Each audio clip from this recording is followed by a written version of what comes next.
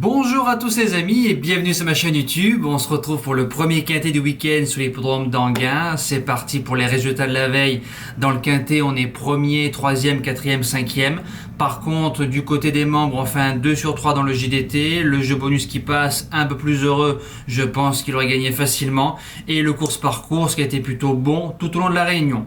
Alors, présentation du prix Dominique Savary, parcours de vitesse, course française, 15 partants. Quintet touffu, quintet ouvert, on lance tout de suite la sélection. Mon gagnant, le numéro 7, Falco Berry. Il vient de finir deuxième d'Alicia Bella, la meilleure jument de 5 ans du côté des Marmions. Il reste sur 3 belles courses. Il enchaîne enfin depuis qu'il est dans les box de Jean-Michel Bazir. Il a gagné par 2 fois à l'Autostar. Numéro 1 un petit peu à l'extérieur, mais il s'est démarré. Déféré des 4, Jean-Michel Bazir qui est dessus. Pour moi, c'est un petit peu sa course de l'été. Il doit jouer la victoire. Deuxième base, le numéro 2, Diego Duhoulet. Ça sent la course visée, spécialiste des parcours de vitesse. Troisième sur ce parcours-là, marchand 12-1. C'est un finisseur, plaqué des 4, Gabi qui est dessus. Si le cheval marche 12-1, il sortira pas des 3 premiers. Premier outsider, le numéro 11, Extra du Châtelet. Il a fini en trombe dans le quintet plus de référence, bon quatrième. Pratiquement dans les derniers, toute la route suffirait de le monter un peu plus près, ça veut dire de gagner un rang ou 2 rangs le premier kilomètre. David Thomain qui est en pleine forme à sa place dans les 3 si tout se passe bien.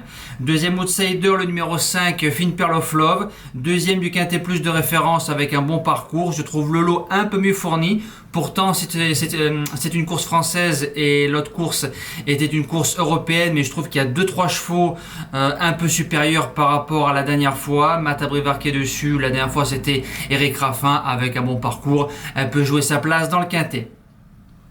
En cinquième place, le numéro 6, Disco d'Ocagne. Il va falloir un petit retour sur investissement. Vient d'être acheté à réclamer. Il s'est imposé en liberté sur ce tracé-là, marchant 13-2. Il était plaqué des 4. Il sera déféré des 4 cette fois-ci. Il vient d'arriver dans les box de Fabrice Soulois. Avec François dessus, le lot est bien évidemment meilleur. Il peut jouer la 4e ou 5e place.